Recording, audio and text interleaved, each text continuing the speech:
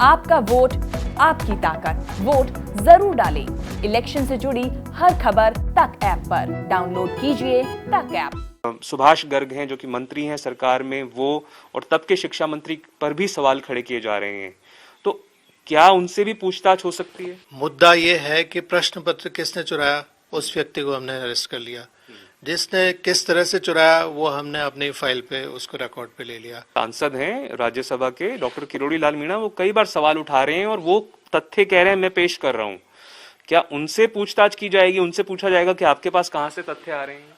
आपकी जानकारी में नहीं होगा, लेकिन वो उनसे इसी कार्यालय में 2 बार मेरी मुलाकात हो चुकी। बार बार ये कहा जा रहा है कि एसओजी है वो रिपोर्ट करती है गृह विभाग को, और गृह विभाग आता है राजस्थान सरकार के अंडर। खुद मुख्यमंत्री गहलोत जी गृह मंत्री भी हैं, तो किसी भी तरह से मंत्री से क्वेश्चनिंग नहीं होगी, ये विपक्ष कह रहा है। तो वो कह रहे हैं यही एक बेसिस बनता है जांच को देने, सीबीआई को देने के लिए।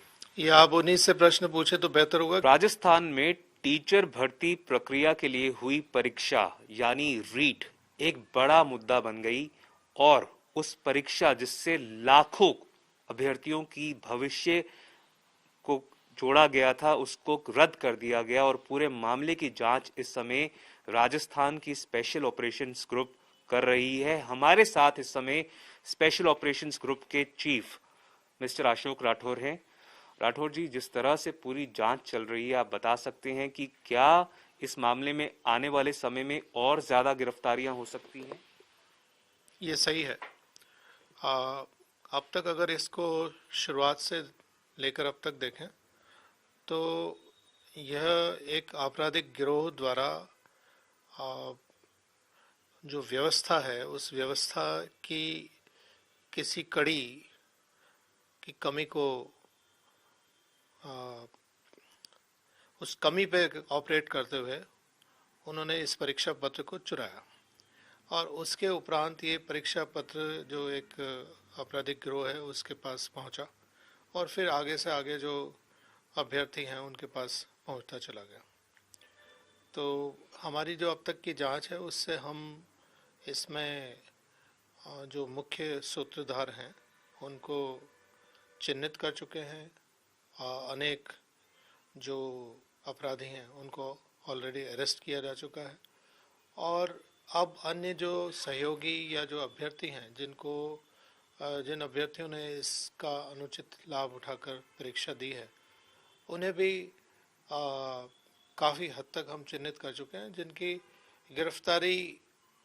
गिरफ्तारियां इनफैक्ट शेष है। तो आने वाले समय में वो सब गिरफ्तारियां होंगी। और कई नाम सामने आ रहे थे, भजन लाल, बत्ती लाल, जो कहा जा रहा था कि गिरफ्तारियों से बच रहे थे और गिरफ्तारियां करने में काफी समय लग गया, और ये भी कहा गया कि राजनीतिक संरक्षण मिल रहा था जिसकी वजह से इनकी गिरफ्तारियां समय पर नहीं हो पा रही थी। जहां तक जो इस तरह के कोई संरक्षण या उसकी बात है, अभी तक के अनुसंधान से हमें ऐसा कहीं ऐसा प्रतीत नहीं होता। इनफैक्ट जो कड़ियां हैं वो भी इस तरह से है जैसे किसी एक अपराधी का नाम मीडिया में काफ़ी प्रसारित हुआ, लेकिन अगर क्या राम कृपाल मीणा की बात कर रहे हैं? नहीं, लेकिन मैं ये कहूँगा कि जैसे ही हम जो हम शुरुआत के उस मुलजिम तक पहुँचे और उसके उपरांत हमने एक एक कड़ी को जोड़ा, तो सारी स्थिति लगभग स्पष्ट हो गई, जो हमने माननीय न्यायालय है उसके समक्ष भी प्रस्तुत किया है। और उसी का ये परिणाम है कि हमें आज ये बताने में बिल्कुल हम कॉन्फिडेंट हैं कि पूरा घटनाक्रम कैसे हुआ। तो राठौर साहब, आपने कहा कि पूरा घटनाक्रम बताने में कॉन्फिडेंट है, बट जारोली जो कि राजस्थान माध्यमिक शिक्षा बोर्ड के अध्यक्ष थे, उनकी बर्खास्तगी हो गई, कई लोगों की गिरफ्तारियां हो गई जिसमें रामकृपाल मीणा भी हैं, पर आगे की कड़ी क्या इस्टेब्लिश कर पाई हैं आप? आपके हिसाब से क्या इन लोगों को किसी तरह से राजनीतिक संरक्षण मिला था? शिक्षा संकुल से कैसे पेपर लीक हुआ? जो कई जो और सवाल हैं जो आप भी पूछ रहे हैं, तो उसका उत्तर ये है कि परीक्षा प्रश्न पत्र जो चुराने की जो उसका अपराध है, और दूसरा है जो आपकी प्रशासनिक अनियमितता, तो ये दोनों अलग अलग हैं। तो इन दोनों को साथ नहीं किया जा सकता।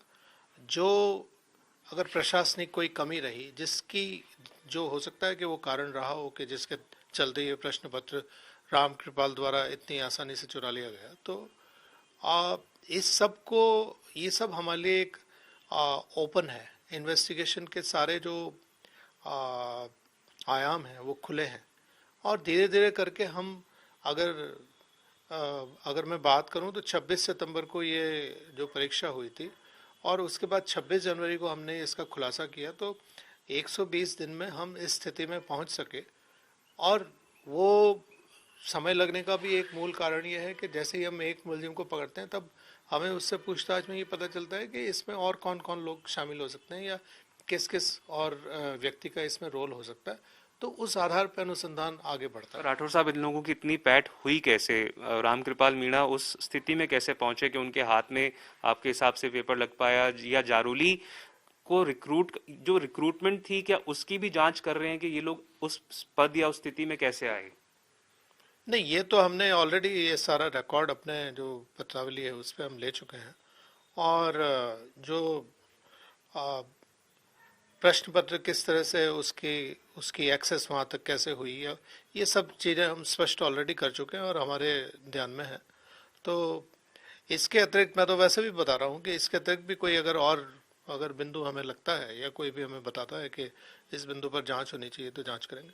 आप बिल्कुल कह रहे हैं जांच कर रहे हैं, और आपने पहले कहा कि जांच खुली है, पर सर क्या किसी प्रकार का राजनीतिक दबाव या फिर हस्तक्षेप आपके हिसाब से? अभी सदन चालू है विधानसभा का और ये बड़ा मसला वहां पर भी बना हुआ है।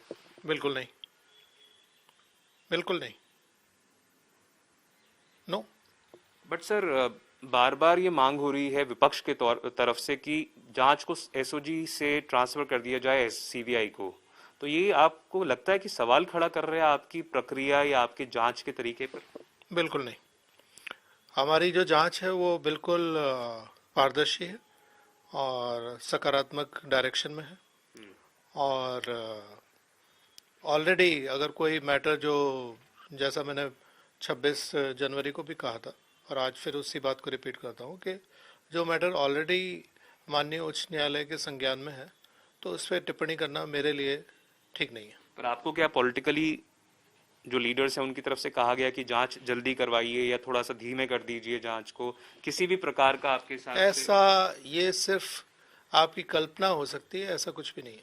सर, एक बड़ा सवाल ये भी उठ रहा है कि पेपर कितने समय पहले लीक हुआ, क्योंकि कहा जा रहा है कि कोई भी अभ्यर्थी 10 से 12 लाख से ज्यादा देना नहीं चाहेगा, और अगर घोटाला हुआ है, अगर किसी को 200-250 करोड़ कमाने थे तो उसको बड़ी जल्दी एक व्यापक स्तर पर या 1000-1500 लोगों को पेपर सप्लाई करना होना था।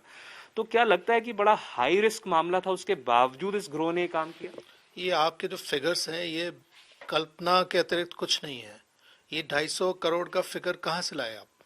मैं जानना चाह रहा था, आप ये गिरोह कह रहे हैं, आपके हिसाब से इन्होंने किस लेवल का घोटाला किया है, और अगर हुआ है तो कितने समय पहले पेपर सप्लाई होने शुरू हुए, किस स्तर पर हुए, कितने लोगों तक पहुंचे पेपर, वो फिगर्स आपसे मैं जानना चाहता हूं। इस सब का खुलासा हम आज से, अब आज तो हो गई तारीख 14, तो हम तो आज से पहले ही 26 जनवरी को ही कर चुके, तो इसका मतलब आपको पता नहीं है, आप फॉलो नहीं कर रहे हैं इसको। मैं ये जानना चाह रहा हूँ सर आपसे कि ये आपको, क्योंकि बार बार नाम आपको भी पता है सर, जो नाम आ रहे हैं, कहा जा रहा है कि आप बिल्कुल, I mean it's a slightly a political question, but वो कहा जा रहा है कि जो डॉक्टर सुभाष गर्ग हैं जो कि मंत्री हैं सरकार में, वो और तब के शिक्षा मंत्री पर भी सवाल खड़े किए जा रहे हैं, तो क्या उनसे भी पूछताछ हो सकती है? मुद्दा ये है कि प्रश्न पत्र किसने चुराया, उस व्यक्ति को हमने अरेस्ट कर लिया। जिसने किस तरह से चुराया वो हमने अपनी फाइल पे उसको रिकॉर्ड पे ले लिया। वहाँ पे क्या व्यवस्था थी, क्या उसमें व्यवस्था में कमी रही, उस सब को हमने पत्रावली पे ले लिया। तो जो हमारे, और फिर मैं कह रहा हूँ कि जो हमारे अनुसंधान के जितने भी आयाम हैं वो खुले हैं, हम उस पर अनुसंधान करें। सर, एक पार्लियामेंट के सांसद हैं राज्यसभा के डॉक्टर किरोड़ी लाल मीणा, वो कई बार सवाल उठा रहे हैं और वो तथ्य कह रहे हैं, मैं पेश कर रहा हूँ, क्या उनसे पूछताछ की जाएगी, उनसे पूछा जाएगा कि आपके पास कहाँ से तथ्य आ रहे हैं? आपकी जानकारी में नहीं होगा, लेकिन वो उनसे इसी कार्यालय में 2 बार मेरी मुलाकात हो चुकी, और वो उन्होंने जो भी बिंदु दिए हैं उन पे हमने काम भी किया, और वो हमारी जो अब तक की कार्रवाई है उससे संतुष्ट है। सर ये धन्यवाद, आपने बताया कि 2 बार आप यहाँ पे बात कर चुके हैं। उन्होंने ही कहा है कि डॉक्टर सुभाष गर्ग की तरफ से भरतपुर के जो नेता हैं उन्होंने ही उनका नाम लिया है, तो उसी पे अगर आगे बढ़ते हुए आप उनसे भी पूछताछ करेंगे? मैं आपको फिर स्पष्ट कर रहा हूं एक बार कि जितने भी हमारे इन्वेस्टिगेशन की डायरेक्शंस हैं वो खुली हैं और हम उस पर काम कर रहे हैं। भले ही कोई भी हो, वो मंत्री हो, संतरी हो, आप बुलाकर उनसे पूछताछ कर सकते हैं। हम तो पहले भी ऐसे ही करते हैं और अभी भी निष्पक्ष तरीके से अनुसंधान कर रहे हैं और उसमें कहीं कोई कमी नहीं है। राठौर साहब ये बता सकते हैं कब तक ये जांच पूरी हो सकती है और कब तक जांच का निष्कर्ष जान सकते हैं लोग? जांच तो कर रहे हैं। जांच में जब जब हमारे पास सूचना होती है, अभियुक्तगण को पकड़ते हैं, उसके बाद जांच आगे बढ़ती है। जांच पे हमारे सभी अधिकारी पूर्ण मनोयोग से लगे हुए हैं और हम सब भी वही काम कर रहे हैं। बार बार ये कहा जा रहा है कि एसओजी है वो रिपोर्ट करती है गृह विभाग को, और गृह विभाग आता है राजस्थान सरकार के अंडर। खुद मुख्यमंत्री गहलोत जी गृह मंत्री भी हैं, तो किसी भी तरह से मंत्री से क्वेश्चनिंग नहीं होगी, ये विपक्ष कह रहा है। तो वो कह रहे हैं यही एक बेसिस बनता है जांच को देने, सीबीआई को देने के लिए। ये आप उन्हीं से प्रश्न पूछे तो बेहतर होगा, क्योंकि हम पूर्व में ऐसे कई केसेस कर चुके हैं जिसमें हम जिसको अगर हमें अनुसंधान में किसी को बुलाना है तो बुलाते हैं। सर आपको लगता है कि ये जांच जब पूरी हो जाएगी आपकी, जब भी अगर होती है, तो आप कुछ ऐसा इसमें हो सकता है कि आगे इस तरह की स्थिति ना बने, ये गिरोह जो है या जो भी इसमें इन्वॉल्व हैं लोग, वो इससे पूर्व कितनी बार पूर्ण गिरोह का पर्दाफाश हुआ? आपका प्रश्न का उत्तर मेरे इस प्रश्न में निहित है। एक आखिरी सवाल पूछना चाहूंगा सर आपसे। आप कह रहे हैं कि कोई भी इसमें पॉलिटिकल इंटरफेरेंस नहीं है, पर जो जांच है वो कह रहे हैं कि सिर्फ लो लेवल के जो लोग हैं वो पकड़े गए हैं, गिरफ्तारियां उससे ऊपर नहीं जा रही हैं, और कहीं ना कहीं जांच जो है वो कोशिश की जा रही है कि राजनीतिक नेताओं पर आंच ना आए। इस बारे में आपका क्या कहना है? गलत है, ये आपका सोचना ही गलत है। साफ तौर पर राजस्थान में स्पेशल ऑपरेशंस ग्रुप के जो चीफ हैं वो कह रहे हैं कि जांच किसी भी हद तक जा सकती है और सच को बाहर लाने के लिए किसी को भी बुलाना पड़े, एसओजी उससे हिचकिचाएगी नहीं। कैमरा पर्सन निखिल शर्मा के साथ देवंकुर वधावन, जयपुर।